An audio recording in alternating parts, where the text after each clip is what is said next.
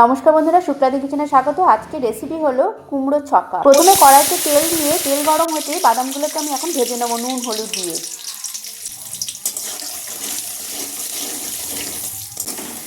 বাদাম ভাজা হয়ে গেছে, এবার আমি বাদামগুলো তুলে নিচ্ছি। একটা গোটা তেজপাতা ওই তেলের মধ্যেই কটা শুকনো লঙ্কা আর গোটা জিরে সম্বাদ দিয়ে দিলাম। এগুলোকে নেড়ে চেড়ে আমি এখন কেটে রাখা কুমড়োগুলোকে ডুমো করে কেটে রেখেছিলাম সেটা দিয়ে দিলাম, আর ডুমো করে আলু কেটে রেখেছিলাম সেটাও দিয়ে দিলাম একসাথে।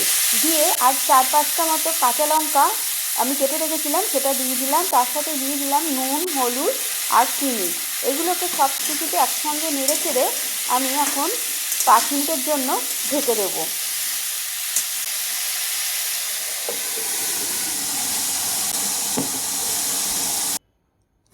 5 মিনিট হয়ে গেছে, আমি ঢাকনাটা তুলে নিলাম। দেখুন এখনও কুমড়োতে এখনও অনেকটা জল আছে, এই জলটা এখন নেড়ে নেড়ে শুকিয়ে নিতে হবে।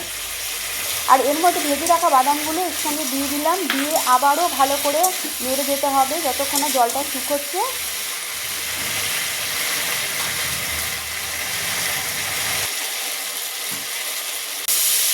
দেখুন আমার অনেকটা জল শুকিয়েও গেছে, আর আলু আর কুমড়ো অনেকটা সিদ্ধও হয়ে গেছে। এবার তো আমরা কুমড়ো ছক্কা একদম রেডি হয়ে গেছে। নামানোর সময় এর মধ্যে এক চামচ একটু ঘি দিয়ে দিলাম, দিয়ে ভালো করে নেড়ে চেড়ে এবার আমি নামিয়ে সার্ভ করে নেব। যে কোনো নিরামিষের দিনে রুটি অথবা ভাতের সাথে খেতে কিন্তু দারুণ লাগে। ভিডিওটি ভালো লাগলে একটা লাইক শেয়ার ও কমেন্ট করে দেবেন, সাবস্ক্রাইব করে দেবেন। তাহলে আজকের মতো আসি বন্ধুরা, নেক্সট ভিডিওতে আবার দেখা হবে। টাটা।